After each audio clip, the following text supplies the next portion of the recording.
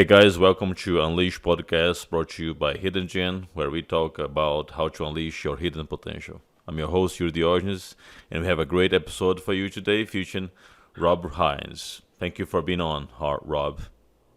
Thanks for having me on. I'm really excited to be talking to you today. Yeah, it'll be great for sure. But before we jump into today's topic, we would like to invite you to subscribe to this podcast on YouTube, Apple Podcasts, or Spotify.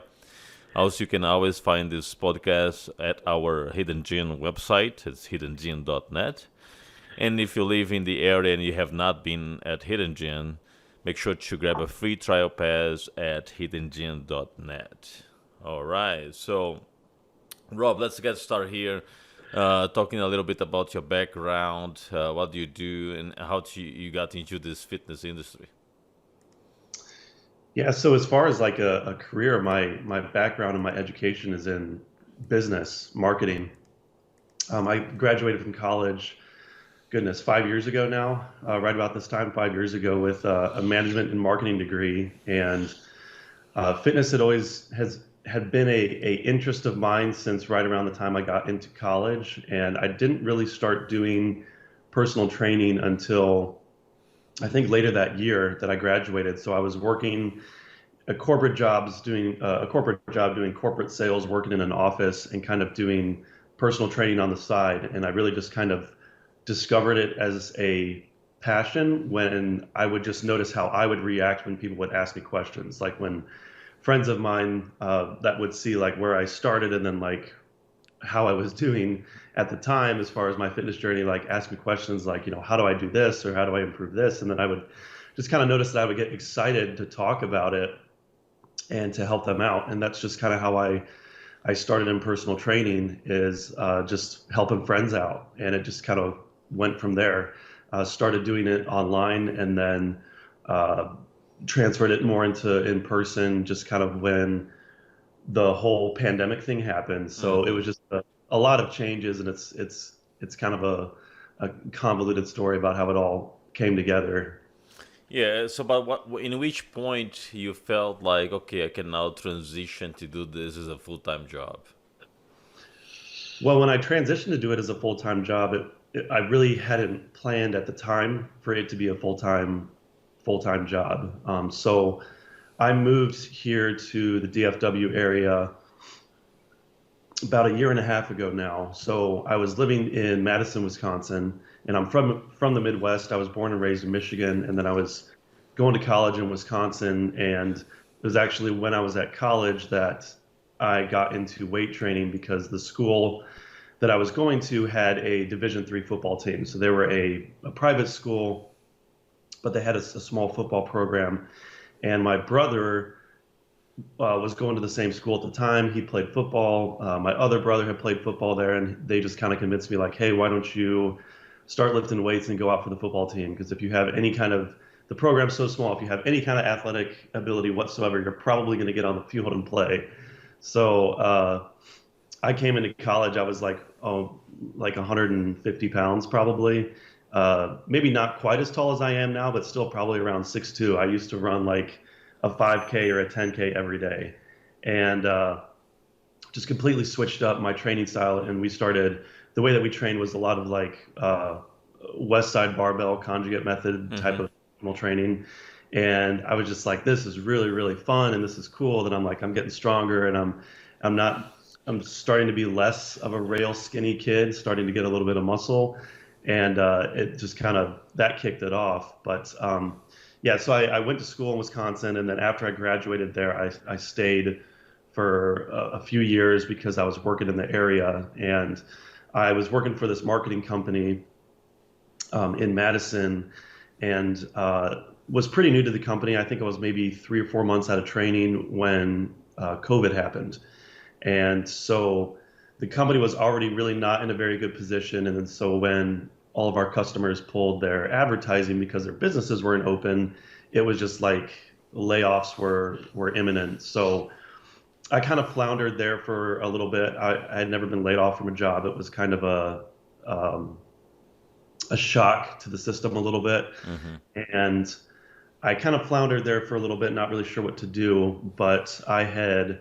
known for a while that I didn't plan to stay in Wisconsin permanently. I liked the South. I liked there was just kind of this draw about Texas. It was like the faraway like promised land of freedom and warm weather.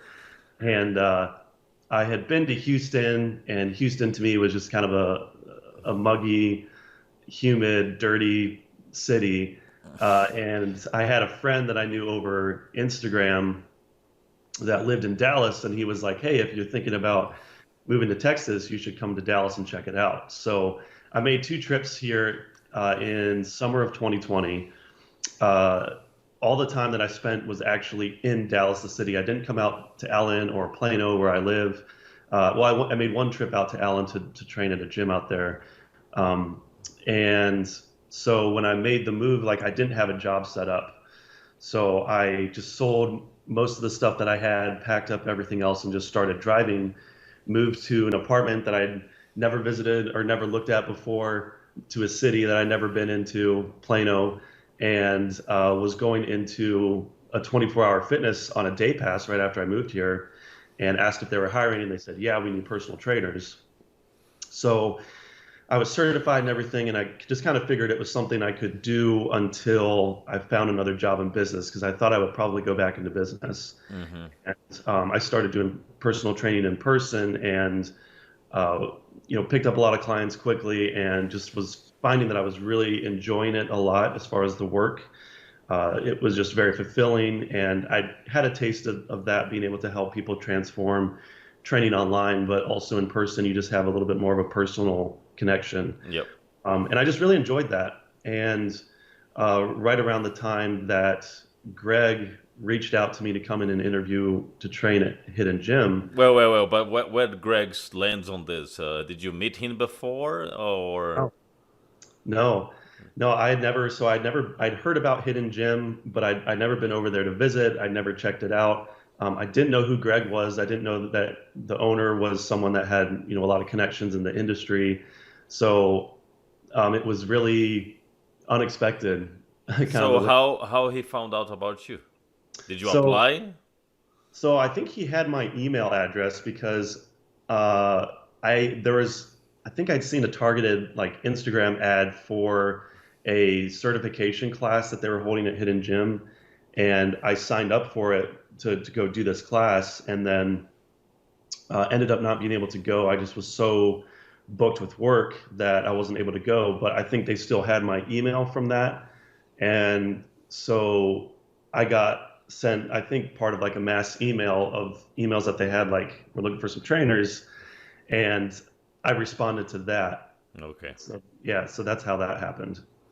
Interesting. And Greg Yeah. was talking to me about some of the pillars that you have as far as training and everything. So some of the principles that you use. Yeah, so for me, I make everything customized to the individual, like the way that I train people. I don't like to do anything cookie cutter. I like to assess people where they're starting, and work on like fixing corrective issues, muscle imbalances, like flexibility problems. I really think that's where it's a good place to start, to establish your baseline, to establish your foundation. Because if you try to build on top of an incorrect foundation or unstable foundation, you could risk some things later down the road. So Hmm. yeah, for me, it's like it's corrective exercise as a pillar, but then also in how I connect and I interact with the client. It's empathy, it's honesty.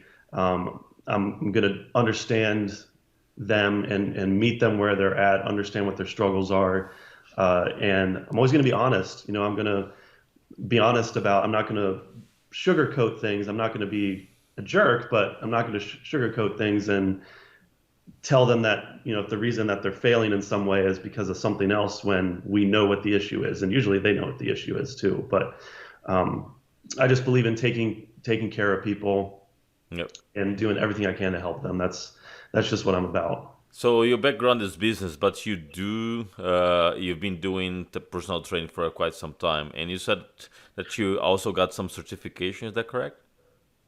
Yeah, yeah. I have certifications through National Academy of Sports Medicine. That's who I went through, and I'm exploring some additional specialties just because I want to get more education. I just want to add more tools to my toolbox.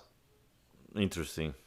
Um, from on your program, do you work mostly on the only on the personal training, weight lift, and cardio and things like that, or you also overlook the nutrition aspect? Traditionally, I've always done both. The way we have things set up at Hidden Gym is we're able to have people that are focused only on the nutrition side, but I always oversee like what the client's being assigned as far as nutrition, just to so I know what's going on. Right. But yeah, traditionally I've always done like the training program design and the nutrition aspect as well. But I do like that the people that we work with for nutrition at Hidden Gym, uh, the level of education that they have, it's a step beyond just like a nutrition certification. Like it's much more in depth and it can speak better to like, because I'm not going to have a whole lot of suggestions for someone if they ask like, how do I do this if I want to go vegan? Because I've never been vegan and I've never really explored that myself. So Hmm. it's an area where we can have that expertise, which I really, really like. Yeah, but it's also important for you to be completely in line about the individual's meal plan so that you can also adjust your training, probably, right? Exactly. Yep, absolutely.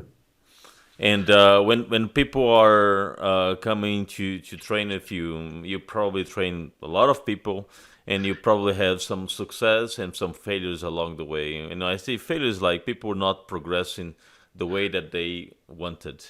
What are some of the key takeaways from those experiences when the progress is not desirable or is not going as fast as it was expected? Well, I think you have to manage expectations. Like there's a client that I'm working with now who's been training for, I mean, he's in his 40s and he's just started working out for the first time in his life. And we're 6 weeks in and he's like, man, I feel like I should be seeing more results. And like, am I not doing things right? And, and just kind of like questioning a lot. And I'm like, well, look, man, like you're 6 weeks in to working out for the first time in your life. Also in your 40s, maybe you're not going to gain muscle as quickly as a kid who's, 15, 16, 17, or in his early 20s, where he's like peak Yeah. testosterone levels and all that kind of stuff. Like, so you have to manage the expectations a little bit. But then also you have to address like, are we doing everything possible? Like, are you getting these workouts in that you're supposed to be doing in between your training sessions? You're not. Well, that could definitely contribute to why maybe you feel like the results aren't coming as fast as they should be. But yeah, I think you have to manage expectations and help people understand that like, maybe some of the fake stuff that they see on social media about like these, 30-day transformations, or, some of this just like dishonest marketing. There's a lot of that goes on, may not be like accurate or what they can expect. So I think you have to manage expectations. You have to have a clearly defined goal, and then you have to break that down into steps of like, here's where we want to be in 3 months. So what are we going to do this month? What are we going to do this week? What are we going to do today? What are we going to do this hour that's going to get us closer to that goal? Because it all matters. Yeah. And I, It's funny because most of the time people come up with this magic number 3 months. Is that because 3 months is when you actually start to see some improvements on your body and on how you feel? well, I think 3 months is a realistic number because I mean it's going to take it, depending on how experienced someone is in this type of activity to begin with, it's going to take some time to build the habits. Hmm. You may not have the results coming through in 30 days or 60 days because it's going to take you 30 days to just get consistent with the habits, or longer. People got all kinds of things going on. They got families, they got careers, they've got you know parents they got to look after, older parents got to look after. They got, crisis with their business. If they're a business owner, if you're a business owner, you're putting fires out all day. So it takes time and it takes commitment and it takes consistency to build that habit. But what I typically tell people and what I've found to be the case is like if you're being consistent with your training, your nutrition, your cardio, you're doing the things that you need to be doing every day, in 30 days time, you're definitely going to feel different. And in 60 days time is usually when other people who don't see you very often may start to say, you're looking a little bit different. You look like you've lost some weight. And then in that 90-day period, as long as you're consistent, that's usually around the time that you're like, okay, now I can see myself that the progress is significant enough that I notice the difference. Because we see ourselves in the mirror every day, and we tend to be self-critical of ourselves, and we tend to not notice those 1%, 2% changes and improvements that happen on a daily basis Yep. until those results have stacked up a little bit.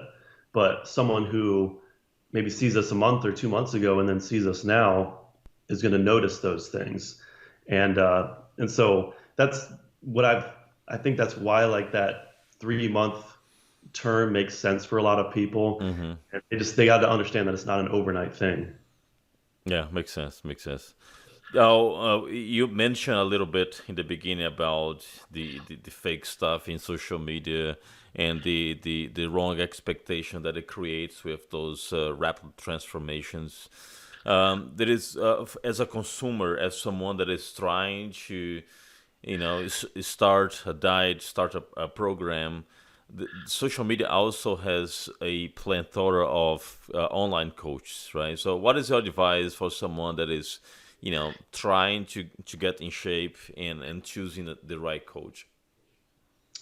Well, I think you can look at the the coach is like, what do they produced? Like, what are their results? Like, what do their clients look like? What do their transformations look like? What kind of information do they put out? Do they put out something that is just a lot of like flowery words and like hyperbole that sounds cool, like blast body fat, like something like torch body fat, like that's, some of these marketing terms that we'll hear. Like, do they put out that kind of information, or do they put out things that are science based? Do they put out things that they can cite with studies or with articles? Uh, like is it a lot of fancy filler, or is it quality information that you can back up with a little research yourself? Uh, I mean, if I'm looking to have someone coach me for a prep or something like that, that's what I'm going to look at. And in talking about prep, do you also compete? I have before, yeah. It's been about 3 years, but I did two shows like back to back in the same year, same week. Oh, really? Bodybuilding or a class physique? Men's physique, Men's physique. yeah. And it was your first show 3 years ago? Yep, for sure. How was the experience? The experience of like the prep was awesome. Like I really enjoyed. I mean, it was grueling for sure. I prepped for 20 weeks, and it was a tough prep. But I the experience of the prep itself was really good, um, and I was able to like walk away from it knowing that like I could commit to something like that because over the course of a 20-week prep like that, like I followed everything that my coach was telling me to do. I didn't go off plan a single time. I mean, because when I commit to something like that, I can lock in. Because if I go off of it, I'll never forgive myself. If I go off plan, I will feel so bad about myself and so disappointed in myself. So a commitment to something like that is not a problem for me. The results was what was disappointing to me because I didn't even place. And so like yeah, I get that's kind of like how it goes for a lot of people first time, and maybe people that aren't like people like me who are not genetically gifted.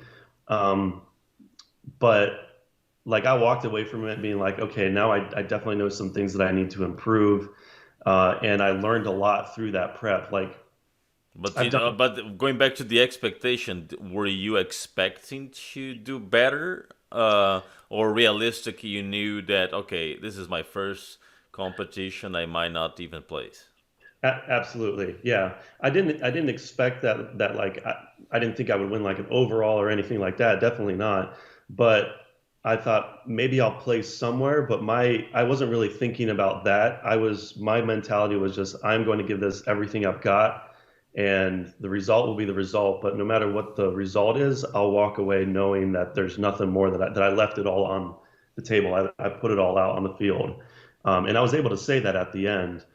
But it was definitely a learning experience. I think I learned a lot about my own body during that process because I never gotten that lean before since I started working out. So since then, like I've been able to get leaner than I was for those two shows on my own without like prepping as aggressively, just Hmm. prepping more smart. I feel like maybe the way I prepped was a little bit cookie cutter, like it didn't necessarily work for me, but I've been able since then to like get leaner than that without hours of cardio, without just like going crazy on like uh, low carb days and things like that. So I think I learned a lot about my body as far as like what works for me, and I think that's really going to lend itself to the next time that I compete. And since that time, I've definitely added a lot of muscle tissue, and I'm still working towards that. I think I'm going to give it another year or two before I hit a stage again. But But you said that you did two competitions, right, back to back. yeah, like back to back weekends. Oh, just 1 week apart? Yeah, just 1 week apart. Wow, that's tough. Well, I was already prepping for one, and I was like, well, I've already spent all this money. I might as well throw another one in there. So, did you notice any difference between 1 week and the other? Like, did you clearly, because some people makes a lot of improvements, some people really don't look good. How did you feel? Yeah, so for the first show in that back-to-back weekend series, we didn't peak me for the show because we wanted to keep the fat loss happening for the following weekend. So we didn't really peak for that show. So I came into it pretty flat. But I do remember, I mean, this is 3 years ago, but I do remember like uh, we tried to like kind of pump up the day of a little bit, and it wasn't really happening. But then that evening, after the show was over, because I'd had a free meal during the day, I had some extra carbs that morning before prejudging and things like that. Then that evening after the show, after I got home, then I blew up. Like it was a totally different look than what I had on stage 12 hours earlier. So then that kind of like showed me like, okay, like, the way you peak and like that all really matters. It can change your physique Yeah. a crazy amount uh, from just a few minor differences. So then for the following show, then I had to kind of jump back into the diet for the next show. And then for that show, we did peak.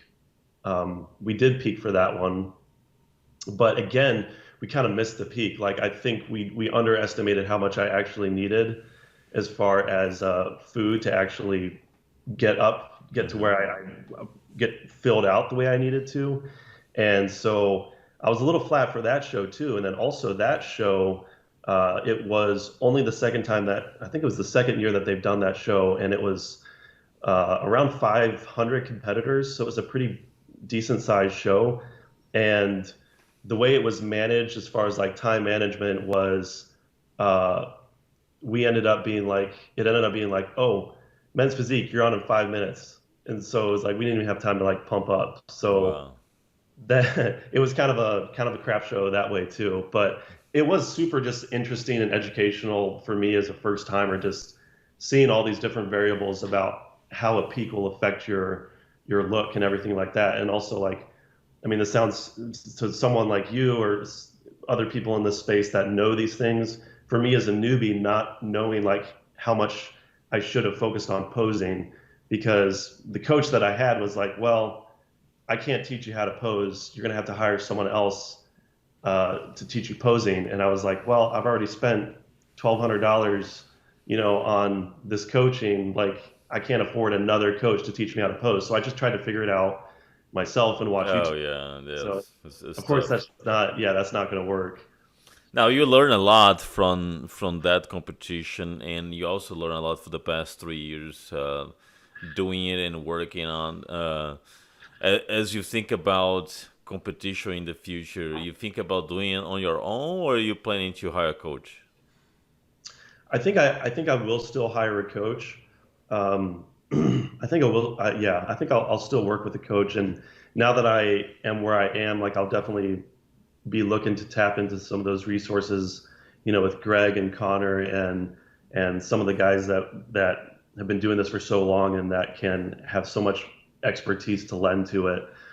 So I think I will get a coach for it, rather than try to do it myself, because the next time, like even though I didn't have an expectation of winning or doing like spectacularly well, I still hated taking the loss. Mm-hmm. And for me, it was the fact that I wasn't the worst looking physique there is like, that's not, even as a first timer, like that's not good enough. Like just because there is half the guys that looked less good than me, to me, that doesn't matter. Like it's the people with the medals. That's where I'm trying to be. So the next time I compete, like I don't want to go through that again. Like I want to walk away with some hardware. So Yeah. I'm going to take it seriously. I'm taking my building phases seriously, and I want to make serious improvements before I step on that stage again. And there are concrete plans on when that will happen, or not yet? It's kind of hard to say because the past few years just threw so many changes and monkey wrenches into the mix. Because in 29, because that was 2019, and then 2020, I was planning to have someone coach me through an off season, and then I got laid off from my job, and COVID happened, and shows were getting canceled, and so I kind of held off from hiring someone for an off season then, and really since then, just because with a job loss, and then I wasn't making a whole lot of money training at 24 Hour Fitness. I mean, training for a corporate gym like that, you don't.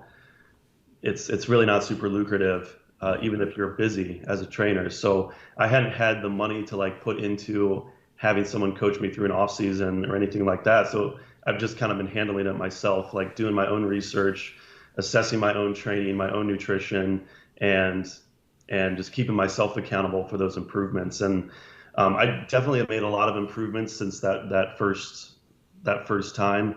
But as far as the concrete plans, it's hard to say because I just have so much more that I still want to build on my physique before I feel like I can get there. There's just more that I need to do. Yeah, and you're probably gonna still considering the same physique type of division, right? Maybe one of the judges after that first show told me, you're probably more suited. Your physique is probably more suited to classic physique, um, because you'll have more flexibility with like your posing and things. Like you can accentuate the better angles of your physique that way. And so I'm kind of dabbling. I mean, maybe I'll do like a double division, like do classic and do men's physique. Um, I'm Yeah, not sure. I think it'll be good for you. Your body structure seems like you can explore more with classic. Yeah, because I'm very tall, and I'm tall and I have long limbs, and so the shorter, stubbier, more size prone bodybuilding divisions is probably not going to be suited for me. But for me, it's like I think I need, if I bring my legs up more to where they need to be, uh, as well as like shoulders and back. Like I think those are really the big things that I'm trying to bring up towards classic physique. I think that would lend itself a lot to being Awesome, competitive there. awesome. Well, I think that now that things are settled on your side, you have a great team at Hidden Gym to work with you, not only from the prep perspective, but also the daily learning to hang out with those guys and also your clients, because your clients who will also give a lot of feedback from the diet perspective and the training. So there is a lot of learning, and I hope that you can take on to the next step later this year or maybe next year. Yeah, absolutely. I'm feeling very blessed and very fortunate to be at Hidden Gym and be surrounded by the people that I'm surrounded by there. Um Just wrapped up my first month training there, and it's been fantastic, and I'm just excited for everything that we've got ahead. Absolutely. Rob, it was great to have you here. Thank you very much to take the time to record with us today. And keep up the great work. Looking forward to see you on stage. Thank you, brother. Thanks for having me. Absolutely. And that's a wrap for today's episode. Make sure to subscribe to our different channels and visit hiddengym.net. See you next